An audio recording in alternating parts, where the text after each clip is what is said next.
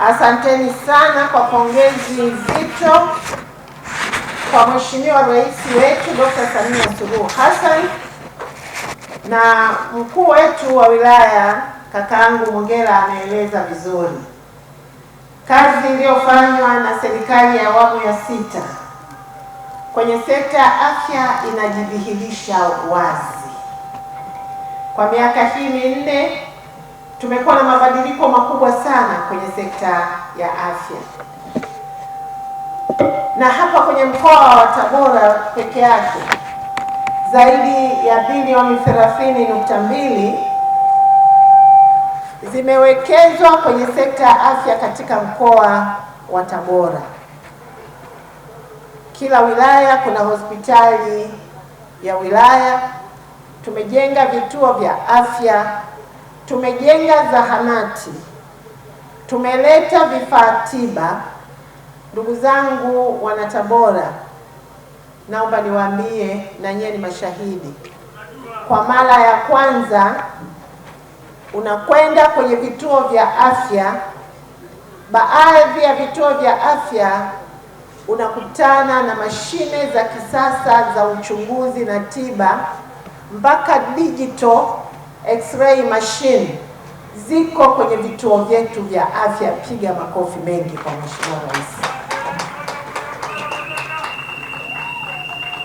Mheshimiwa Rais amezingatia kile alichosema Mheshimiwa mkuu wa wilaya na mkuu wa mkoa, kaimu mkuu wa mkoa Mongela, kwamba nchi yetu tumeasisi mtizamo wa hayati baba wa taifa kwamba kama tunataka kuendelea ni lazima tupigane na maadui watatu. Kati ya hao maadui watatu, ukiacha mbali wale akina ujinga, lakini ni lazima swala la afya lipewe kipaumbele. Na hivyo tunamshukuru sana Mheshimiwa Rais kwa kuendelea kutoa kipaumbele kwenye sekta hii ya afya. Kwenye majengo ametendea haki sana nchi yetu. Narudia tena, kwenye vifaa tiba na vifaa vya uchunguzi ametenda haki sana. Wakati anaingia madarakani, mnakumbuka kulikuwa na kasheshe kubwa ya mashine za MRI, na mashine hizo zilikuwa 3 tu. Kwa muda wa miaka hii minne, daktari huyu bingwa wa uongozi nchini, Rais Dr. Samia Suluhu Hassan, amefikisha mashine hizo kufikia idadi ya mashine 13.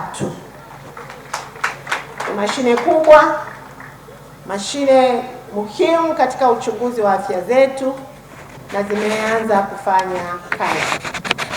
Lakini pia naomba tu niwape taarifa, magonjwa yasiyoambukiza, pressure, magonjwa ya moyo, lakini magonjwa ya figo, kansa, kisukari, ni magonjwa ambayo yanaendelea kuongezeka nchini.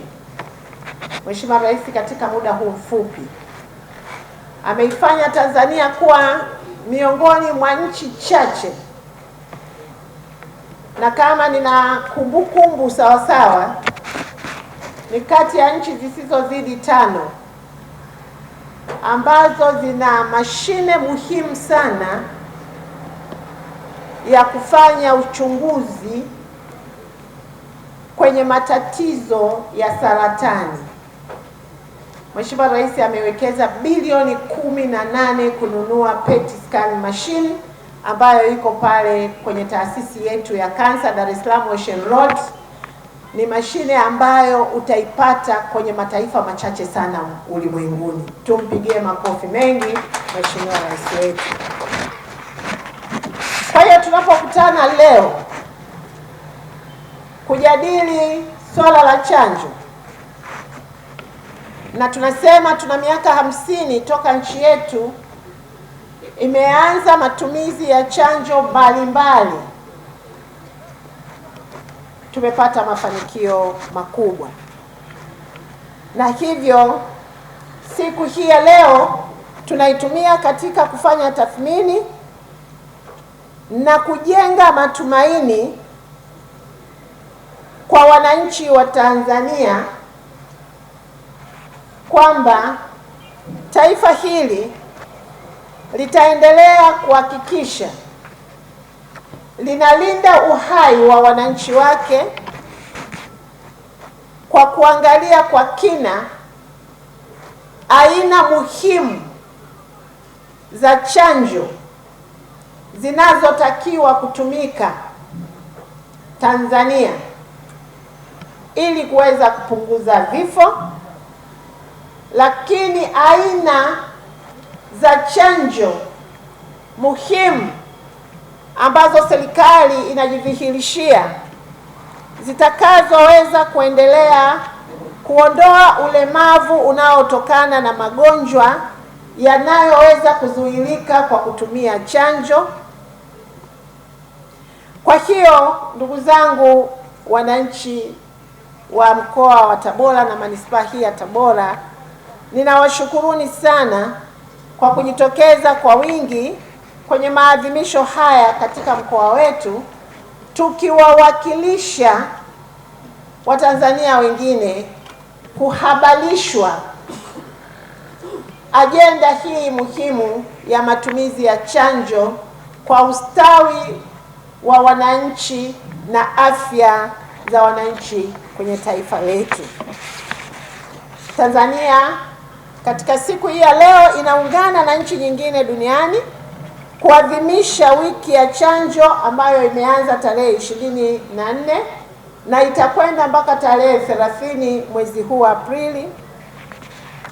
Na hakika kama taifa tutatumia wiki hii kuhamasisha lakini kuelimisha jamii kuhusu umuhimu wa huduma za chanjo katika kukinga magonjwa yanayodhihirika, kuepusha vifo na kuhakikisha kwamba vifo, ulemavu unaoweza kutokea ama ukapatikana nchini pale ambapo huduma ya chanjo haijatekelezwa vizuri, basi tunajitahidi kuzuia madhara hayo.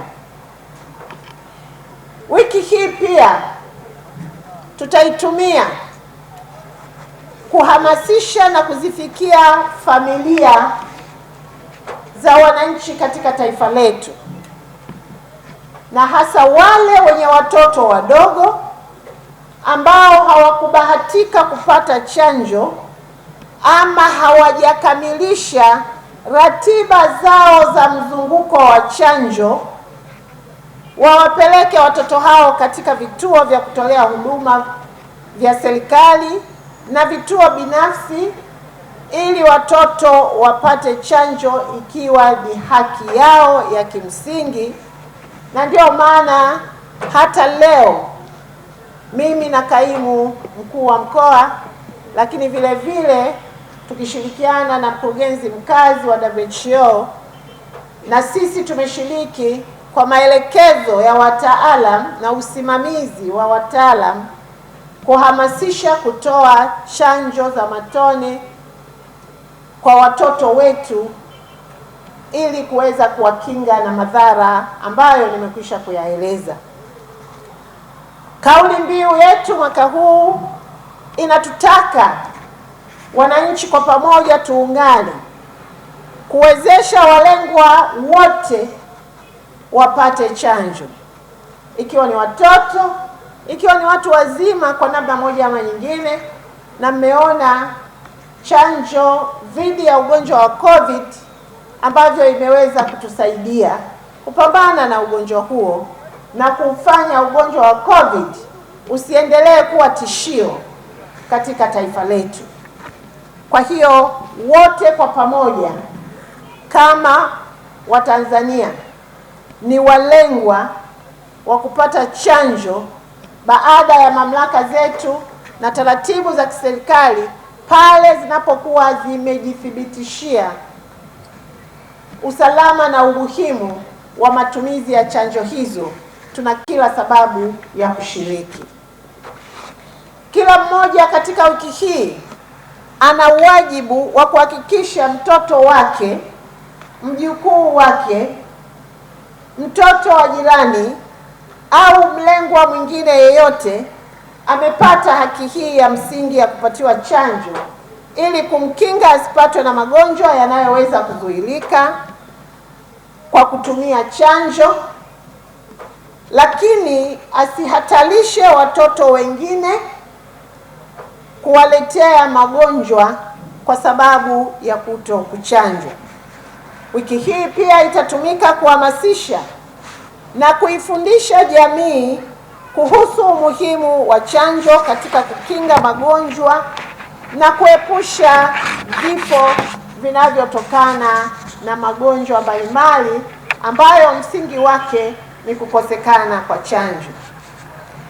Magonjwa yanayokingwa na chanjo hapa Tanzania kwa sasa ni pamoja na kifua kikuu, donda koo, kifadulo, polio, surua, lubela, pepopunda na homa ya ini pamoja na homa ya uti wa mgongo, mafua makali na kichomi, lakini vile vile kuhara kukali na saratani ya mlango wa kizazi. Magonjwa haya yote kwa sasa nchi yetu inao uwezo wa kutoa chanjo ili kukinga jamii dhidi ya magonjwa haya. Wiki ya chanjo duniani ni muhimu kwa sababu itatusaidia wananchi kuungana na ulimwengu mzima kufanya tafakuri ya dhati ya umuhimu wa chanjo na athari zinazoweza kutokana na ukosaji wa chanjo kama nilivyosema mwanzo. Kwa hiyo wananchi tuna kila sababu ya kuendelea kusisitizana kutumia wiki hii ya chanjo kama fursa ya kuongeza elimu na uelewa wetu kuhusu masuala mbalimbali ya husuyo chanjo, lakini vile vile kupata nafasi ya kukutana na wahudumu wa sekta ya afya, kubadilishana mawazo, lakini ni nafasi ya wahudumu wetu katika sekta ya afya na wataalam kutoa huduma za chanjo, ikiwa pia na kutoa taarifa za kibobezi za kibingwa zinazohusiana na chanjo kama tiba zuio ama kama kigezo kikubwa cha uzuiaji wa magonjwa. Ndugu zangu, niendelee kusisitiza, katika ulimwengu wa sasa kinga ni bora kuliko tiba, na nitarudia tena, kinga ni bora kuliko tiba. Kwa hiyo matumizi ya chanjo yanatusaidia kujikinga na maradhi pasipo kutupelekea kutumia gharama kubwa, muda mwingi na matatizo makubwa katika tiba ya magonjwa hayo endapo kama hatutakuwa tumejikinga kwa kutumia chanjo. Lakini niendelee katika fursa hii kuwakumbusha watumishi wote kwenye sekta ya afya kutekeleza majukumu yao kwa weledi kwa kuzingatia viapo vyao ambavyo vimewafanya wawepo kwenye sekta hii kwa kuzingatia taaluma na ujuzi walionao. Wako baadhi ya watumishi wachache sana ambao wanafanya kazi kwenye sekta ya afya bila kuzingatia maadili yanayomhitaji mtumishi wa afya kuwa nayo, ikiwa ni pamoja na uzembe kazini, ikiwa na pamoja na lugha zisizopendeza kwa wagonjwa, ninaomba nitumie fursa hii kuwakemea watumishi hao wachache kuto kuharibu heshima na sifa kubwa ambayo wamejiwekea kwa sasa watumishi wa sekta ya afya katika nchi yetu kwa ujumla. Na ninaendelea kuwapongeza watumishi wa afya wote kwa kazi kubwa na nzuri wanayoifanya, na nitoe wito kwa watumishi wa afya kuto kukubali watumishi wachache kuharibu sifa na taswira ya utoaji huduma kwenye sekta ya afya nchini. Na nitoe wito kwa viongozi ambao tumeambatana hapa na viongozi wote wa sekta ya afya nchini kuendelea kuwabaini watumishi hao wachache na kuchukua hatua, lakini kuendelea kuwatia moyo watumishi wetu wa sekta ya afya kwa kuwa wanafanya kazi kubwa ya kuokoa maisha ya wananchi wa Tanzania, na mimi naomba tuwapigie makofi watumishi wetu wa sekta ya afya kwa kazi hiyo kubwa.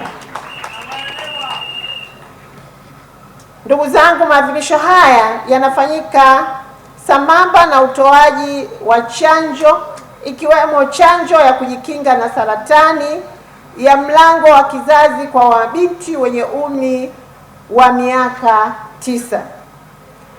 Ninaomba tuendelee kuhamasisha familia zetu kuhakikisha mabinti hao wanakingwa na saratani ya mlango wa kizazi. Katika aina za magonjwa ya saratani kwa wanawake, saratani ya mlango wa kizazi ndiyo inachukua asilimia 48 ya aina zote za saratani kwa wakina mama. Kwa hiyo kuna kila sababu ya kuchukua maamuzi sahihi kwa wakati sahihi tulionao sasa, kuhakikisha tunawalinda mabinti zetu dhidi ya saratani hiyo. Saratani imekuwa ni miongoni mwa magonjwa yasiyoambukiza lakini yanayoongezeka kwa kasi. Na sasa tunaendelea kufanya vizuri katika kuwalinda akina mama wakati wa uzazi. Na ndugu zangu wananchi wa Tabora, ni lazima tuinue mikono yetu na moyo wa shukrani kwa Mheshimiwa Rais wa Jamhuri ya Muungano wa Tanzania na Amiri Jeshi Mkuu Dr. Samia Suluhu Hassan, baada ya kupokea tuzo ya kufanya vizuri kwenye eneo hilo la kuzuia vifo vya kina mama. Tuzo hiyo pia alikabidhi kwa watumishi wote wa sekta ya afya katika siku hii muhimu ya chanjo. Naomba mpokee tuzo hiyo kwa makofi mengi na tumshukuru Mheshimiwa Rais wetu. Ndugu zangu, sasa naomba niwaambie chanjo hizi ambazo zimekuwa zinatolewa ni mkakati mwafaka katika kutokomeza magonjwa yanayozuilika kwa kutumia chanjo. Rejea za kitaaluma kwenye sekta ya afya zimeweza kuthibitisha chanjo zina uwezo wa kuzuia takriban vifo milioni 2 hadi 3 kila mwaka kutokana na magonjwa yanayoweza kuzuilika na chanjo duniani kote.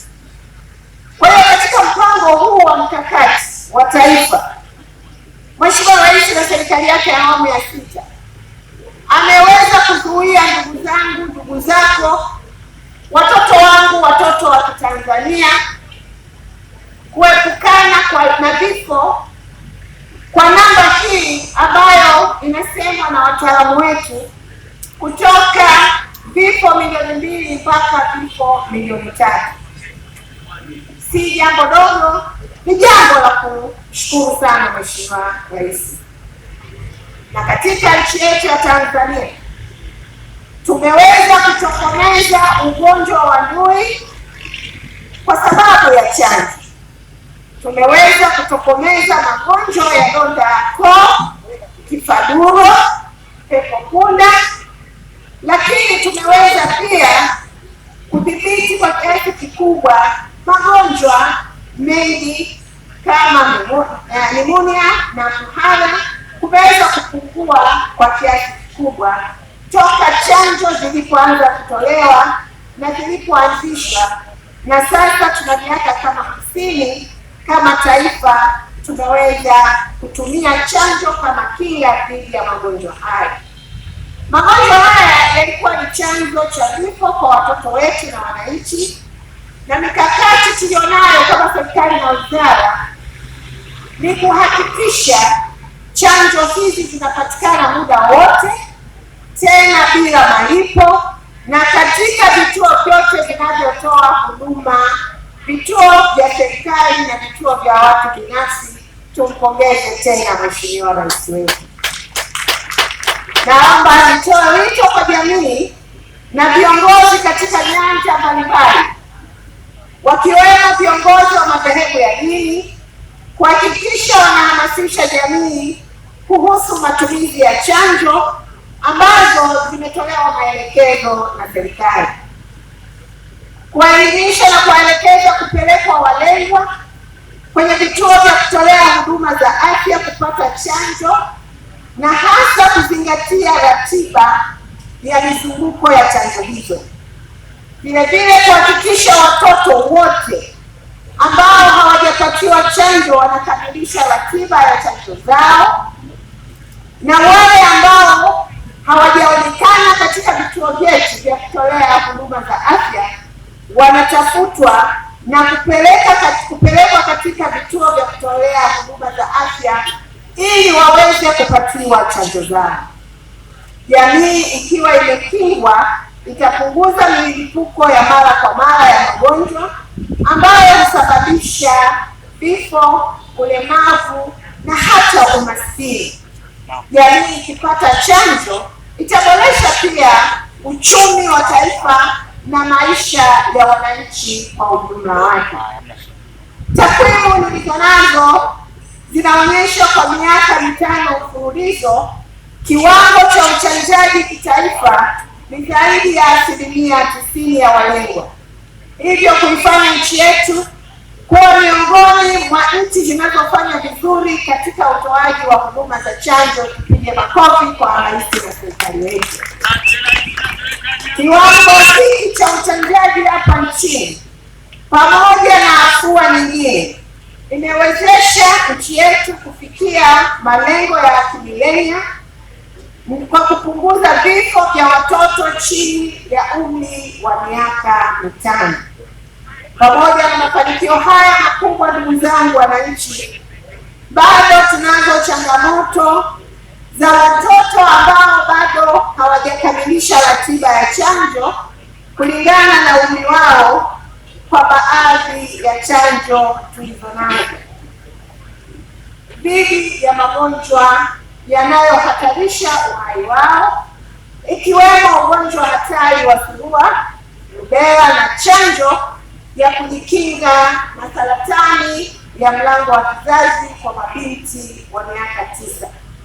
Hivyo kuto kufikia kiwango cha kitaifa cha zaidi ya 90 ya uchanjaji wa chanjo kinachotolewa na mpango wa taifa, tuna kila sababu ya kuhakikisha kila mmoja ana wajibu wa kusimamia walengwa wote wa chanjo wanapatiwa chanjo husika na kwa wakati husika. Kuna kila sababu ya umuhimu wa kuona tunawakinga mabinti zetu na watoto wetu kwa kuzingatia ratiba na mizunguko ya chanjo kama inavyoelekezwa na wataalamu kwenye sekta yetu ya afya. Napenda kuarifu kuwa serikali yetu ina mikakati mingi ya kuhakikisha huduma za afya hususan chanjo zinaendelea kuboreshwa. Serikali ya awamu ya 6 chini ya Mheshimiwa Rais Dr. Samia Suluhu Hassan kwa kushirikiana na shirika la kimataifa la Gavi imefanikiwa kuimarisha mnyororo wa baridi wa utunzaji wa chanjo katika vituo vya kutolea huduma za afya hapa nchini kwa kuhakikisha majokofu yapo ya kutosha katika vituo vyetu, lakini kuhakikisha nishati na hata nishati jua inatumika katika kuhakikisha tunahifadhi chanjo vizuri, lakini vile vile kwa kugawa magari yatakayoweza kusambaza chanjo katika vituo vyetu. Na hapa nimesikiliza Mheshimiwa DC akiniomba kwamba kama kuna uwezekano mkoa uendelee kusaidiwa kuhakikisha mnyororo mzima wa usambazaji wa chanjo na uhifadhi unakuwa imara. Ninaomba nikuhakikishie, wakati nikiwa hapa nimewasiliana na ofisi ya Mheshimiwa Rais, ameridhia kuleta gari nyingine kwa ajili ya huduma ya chanjo kwenye mkoa wetu wa Tabora. Kwa hiyo eneo litapatikana muda si mrefu, kwa kuwa tayari ofisi ya Mheshimiwa Rais imeniahidi, na itakapokuwa tayari tutakuja kulikabidhi rasmi. Kwa hiyo huduma nyingine za majokofu tutaendelea kuzisimamia, lakini lengo letu ni kuendelea kuwa na chanjo zenye ubora katika maeneo yote kwenye mkoa wetu wa Tabora na nchi nzima ya Tanzania. Ndugu zangu, mwaka 2024 serikali yetu ilifanikiwa kununua pia magari mengine mawili yenye ubaridi kwa ajili ya usambazaji wa chanjo kwenye ngazi ya kitaifa, pamoja na pickup double cabin 68 kwa ajili ya huduma za chanjo kwenye ngazi ya halmashauri, pamoja na pikipiki 300 kwa ajili ya kuhakikisha mnyororo wa ugavi na ugawaji wa chanjo unaendelea kuwa imara na kuwalinda wananchi. Kwa hiyo kwa mkoa huu wa Tabora, kwa ahadi hiyo na maelekezo niliyopata kutoka kwenye ofisi ya Mheshimiwa Rais, gari hilo tutalileta haraka sana liweze kuongeza nguvu. Nachukua nafasi hii kuwaambia kwamba chanjo hizi ni salama, na hapa nitarudia kidogo. Ninaomba niwahakikishie chanjo hizi ambazo zinaendelea kutolewa kwa sasa nchini ni salama na zimethibitishwa na Shirika la Afya Ulimwenguni na hazina madhara kwa mtumiaji, kwani kumekuwa na baadhi ya wananchi wamekuwa wakipotosha jamii kuwa chanjo hizi zinasababisha watoto wetu wasiwe na uwezo wa kuzaa wanapofikia umri wa kutaka kuzaa. Sio sahihi. Wapo watoto wamechanjwa wakawa mabinti, wakamaliza shule na wakapata ujauzito na tayari wamekwisha kuzaa. Kwa hiyo kuna kila sababu ya kuendelea kutoa elimu dhidi ya imani hizi potofu, na hasa kwa baadhi ya mabinti wetu wanaopatiwa chanjo ya kuzuia saratani ya mlango wa kizazi, katika kuhakikisha hawa watoto na mabinti zetu wanakuwa salama. Maadhimisho haya yanafanyika katika kila ngazi ya serikali na katika kila kituo cha kutolea huduma za afya, kwa kufanya shughuli mbalimbali ambazo zinaambatana na shughuli za uelimishaji wa jamii sambamba na utoaji wa huduma za afya. Na hivi leo nimezindua tena mzunguko wa 5 wa madaktari bingwa maarufu kama madaktari bingwa wa mkoba wa Mheshimiwa Rais Dr. Samia, ambao ni mzunguko wa 5 wanazunguka nchi nzima ya Tanzania kuhakikisha wanaendelea kutoa elimu ya ujuzi wa kutoa matibabu ya kibingwa na kibobezi kwa watumishi wa sekta ya afya kwenye ngazi ya hospitali ya wilaya na ngazi ya vituo vya afya. Lakini madaktari hawa tumewapa maelekezo si tu ya kujenga ujuzi kwa madaktari wengine. Maelekezo ya serikali, madaktari hawa pia wanakwenda kutoa huduma za kibingwa na za kibobezi kwa wananchi wa Tanzania wenye changamoto mbalimbali za kiafya. Mpaka sasa tumeshawafikia zaidi ya Watanzania 250,000 kwa mizunguko iliyotangulia.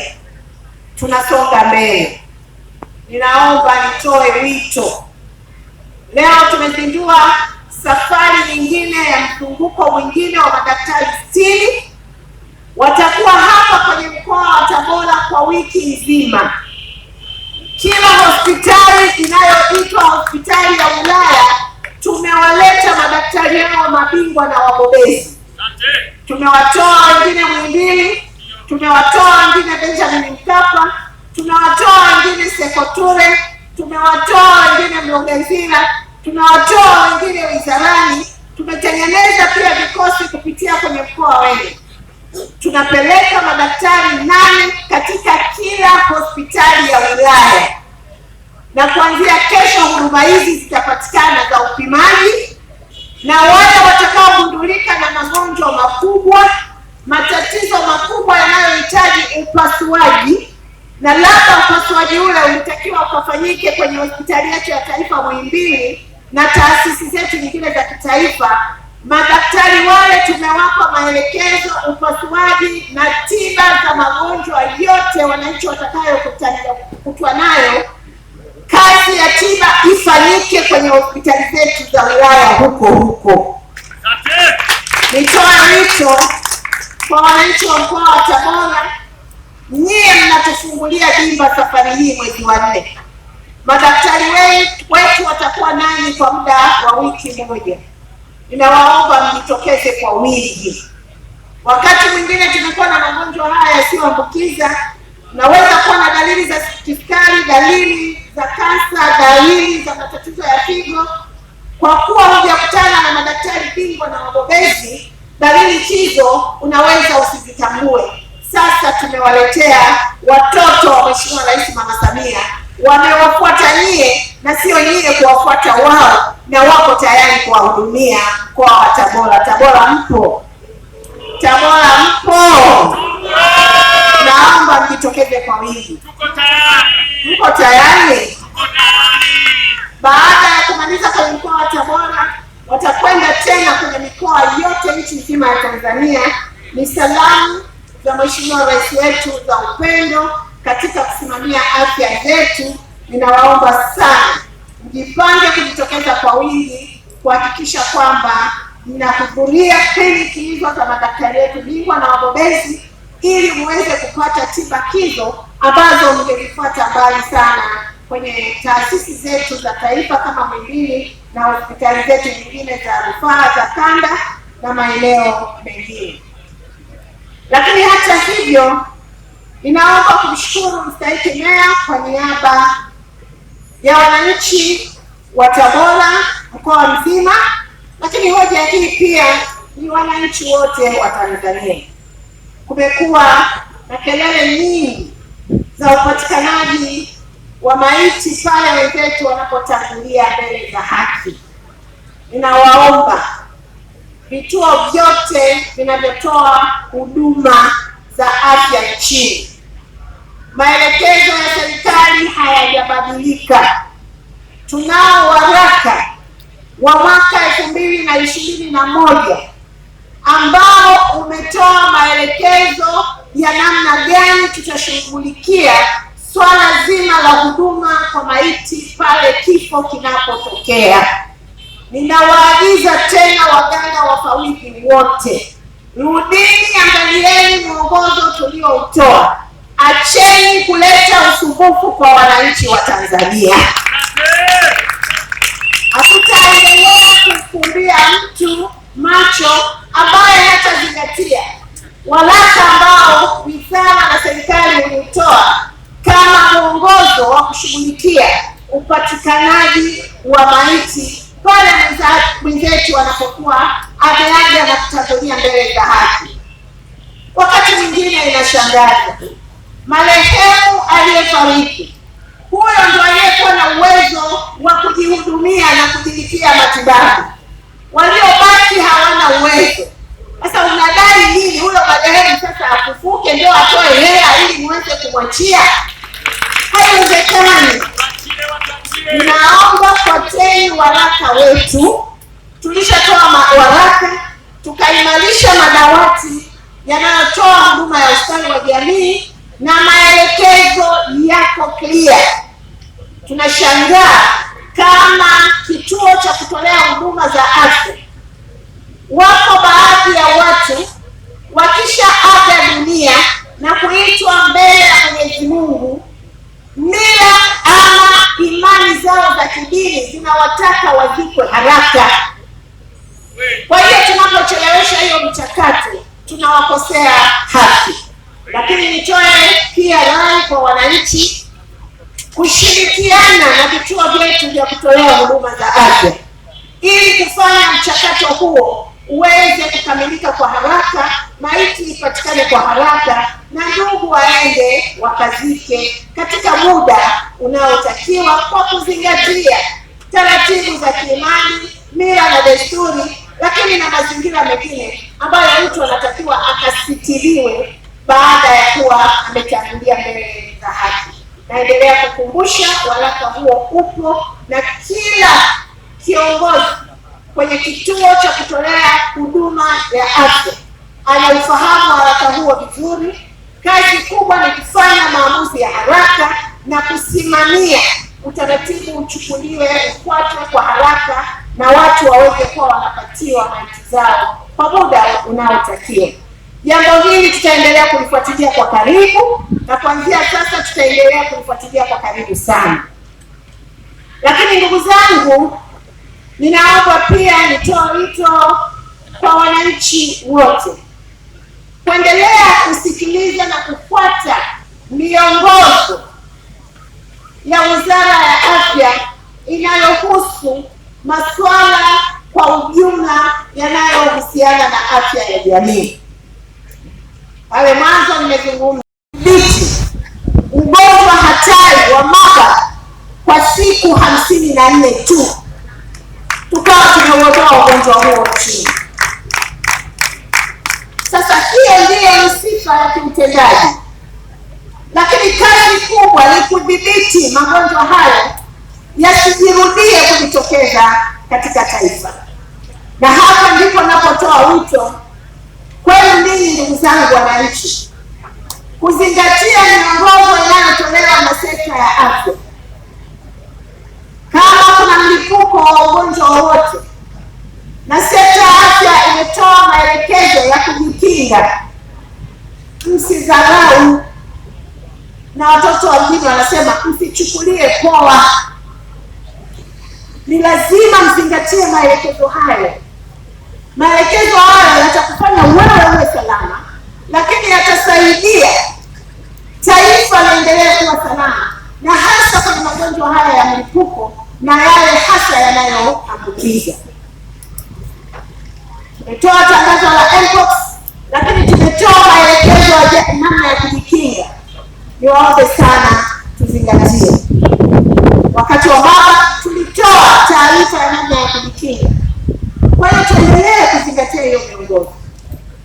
Na upande huo mwingine wa magonjwa yasiyoambukiza, tumeendelea kutoa ushauri wa kitaalamu jinsi ya kuepuka magonjwa ya figo, jinsi ya kujiepusha na ugonjwa wa moyo, jinsi ya kujiepusha na magonjwa ya kisukari, jinsi ya kujiepusha na magonjwa ya kansa.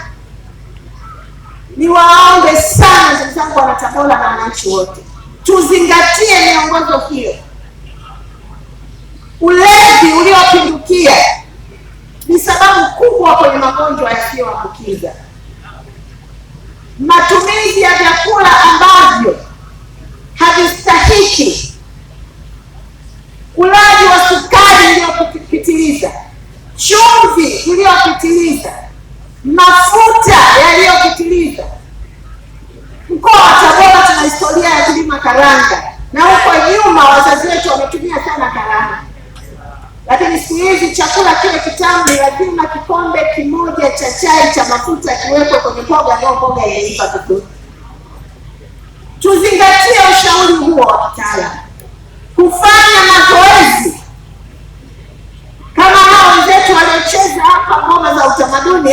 mazoezi. Tufanye mazoezi mara kwa mara. Matumizi ya tumbaku kwa kupitiliza ni sababu kubwa ya saratani ya koo, saratani ya mapafu. Kwa hiyo ndugu zangu, wito wangu kwenu leo, pamoja na chanjo kuzuia magonjwa, lakini wajibu wetu ni kupambana na magonjwa haya, kuyazuia kwa kubadilisha tabia na mienendo yetu ya kila siku.